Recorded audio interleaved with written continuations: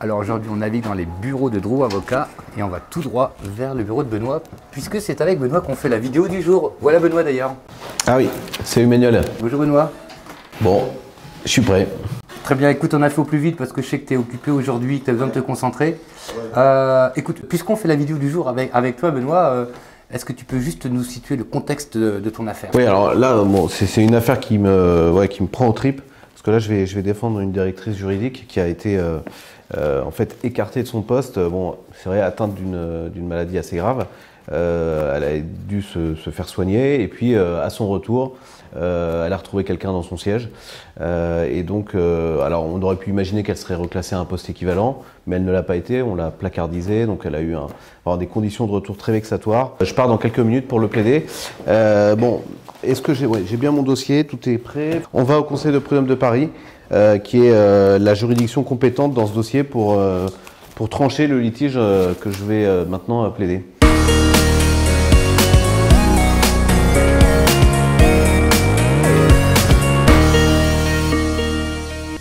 Benoît, Ouais. comment s'est passé le voyage? Bon, très bien, mais comme d'habitude, une route pleine d'embouteillages, mais ça me permet du coup de répéter ma plaidoirie dans ma tête. Voilà. Bon, écoute, on va te laisser là parce que je pense qu'on ne peut pas rentrer au Ouais, moi je vais mettre ma robe.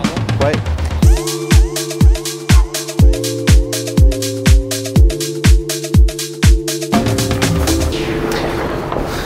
Bon. Alors, première impression? Content, écoutez, j'ai laissé mon dossier de plaidoirie, hein. Tout est entre leurs mains. Non, je pense que je les ai convaincus. Je suis toujours surpris, je me dis, mais comment une entreprise, c'est quand même je ne vais pas donner son nom, mais c'est une entreprise d'une certaine taille, comment elle peut commettre des erreurs pareilles? J'ai envie de me dire, mais peut-être qu'ils auraient dû aussi m'appeler, moi. Hein. Écoute, on va débriefer Voilà. tout ça au café. Je vous raconte ça en détail au café. Ça marche. Et ben écoute, on est parti. Super, bon.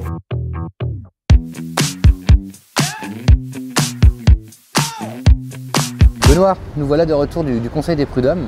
Alors, je sais que la journée a été dense pour toi. Est-ce que tu peux nous dire un peu, nous faire le bilan de cette journée? Comment l'affaire s'est-elle passée? Tu as eu gain de cause? Alors, bon, gain de cause, je ne sais pas, mais je pense que vraiment la juridiction a été touchée par ce dossier. Il y avait vraiment un aspect humain très fort, puisque, bon, je le rappelle, hein, la directrice juridique qui a été écartée après un arrêt de maladie pour des raisons assez tragiques. Bon, et la présence de ma cliente, je pense que ça a vraiment été essentiel. D'ailleurs, je le dis toujours à mes clients, soyez présents à l'audience parce que les juges veulent toucher de près le dossier. Et évidemment, on ne le touche jamais d'aussi près quand le salarié est là pour en parler.